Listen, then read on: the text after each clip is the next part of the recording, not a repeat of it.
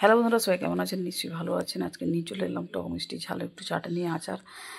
দেখে ভালো মনে হচ্ছে, মনে হচ্ছে আপনাদের এভাবে যদি পেতে চান তাহলে কিন্তু আমার ভিডিওটাকে অবশ্যই দেখতে হবে।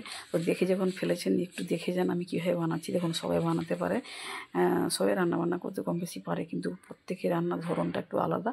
তো আমি জল না দিয়ে কীভাবে এই চাটনিটাকে এত সুন্দর করে করেছি সেটা একটু দেখতে হলে আমার ভিডিওটাকে একটু দেখতে হবে। এখানে দুটো রান্না আছে আমার। একটা আছে চিংড়ি মাছের কাঁচা চিংড়ির বড়া করেছি, ওটাও অন্য ধরনের, আর চালতার আচারটাও অন্য ধরনের। তো একটু দেখে নিন, চাটনি বলে।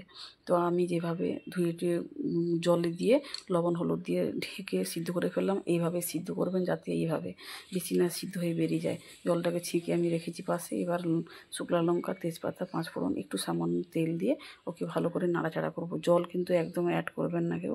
এবার একটু নাড়িয়ে চাড়িয়ে এখানে একটু হলুদ আর লাল লঙ্কার গুঁড়ো একটা আমি দিব, কারণ যাতে ঝালটা ঝাল ঝাল লাগে, একটু কালারটা ভালো করে দেখতে আসে, সেভাবে বানাবো।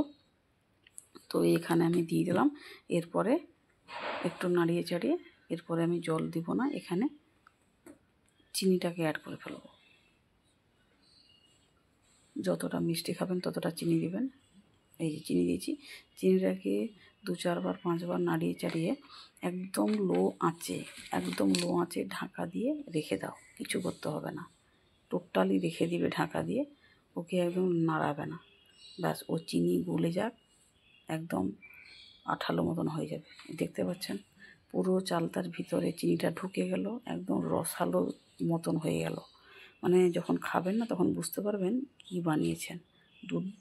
দুর্দান্ত হয়। এইভাবে একবার বানিয়ে দেখবেন, দারুণ দারুণ টেস্টি, দারুণ স্বাদ।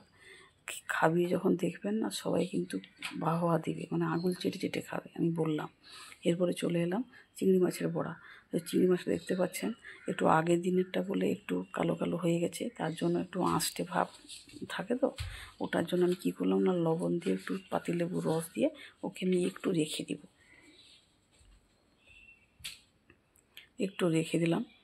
তো রেখে দিয়ে বাস, এবার হয়ে গেছে। আমি একটু ধুয়ে ফেলবো, কারণ ধুয়ে নেবো কেন, যাতে টকটা না থাকে। যখন বড়া করব তখন খেতে যেমন টক না লাগে, সেই জন্য আমি একে ভালো করে ধুচ্ছি। ভালো করে ধুয়ে নেবেন, ঠিক আছে? বাস, ধুয়ে নিলাম। এরপরে পেঁয়াজ কুঁচো দিয়েছি, এরপরে আদা রসুন লঙ্কা দেখতে পাচ্ছেন দিয়ে দিলাম, একটু জিরাও দিয়ে দেবো এখানে। জিরা দিয়ে করে এবার আমি এগুলাকে দিয়ে দিলাম, চিংড়ি মাছগুলোকে ভালো করে ধুয়ে এবার আমি দিচ্ছি। পারলে তো ছোড়া ছাড়িয়ে দেবেন, বাটবো বলে আমি ছাড়িয়ে নিই।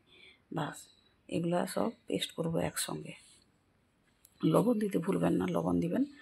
একসঙ্গে আমি পেস্ট করে ফেললাম। দেখুন পেস্টটা দেখে কী মনে হচ্ছে, ভালো হয়েছে না? একটু ঝাল যদি বেশি খান, ঝাল অবশ্যই বেশি করে দিবেন। আমি এরপরে কালো জিরা একটু দিয়ে দিলাম। কালো জিরা দিয়ে আরও একটু ঝাল লঙ্কার গুঁড়ো দিলাম, যাতে একটু ঝালটা হয়। ব্যাস, এইভাবে আমি বাঁকা টেরা করে বড়া মতন করে নিয়েছি, বড়া ভাজাবো বলে। এবার অল্প একটু তেল দিয়েছি কড়াইতে। এবার তেলটা তেতে গেলে বড়াগুলো দিয়ে দিলাম। গরম গরম ভেজে খাবেন, কি ভালো লাগে খেতে। না করলে বিশ্বাস করুন, পাচ্ছেন না, করে খাবেন, তারপর দেখবেন যে এই বড়াটা কেমন হয়েছে। কীভাবে বানালাম দেখলেন, আপনারা ট্রাই করবেন, দেখবেন ভালো লাগবে।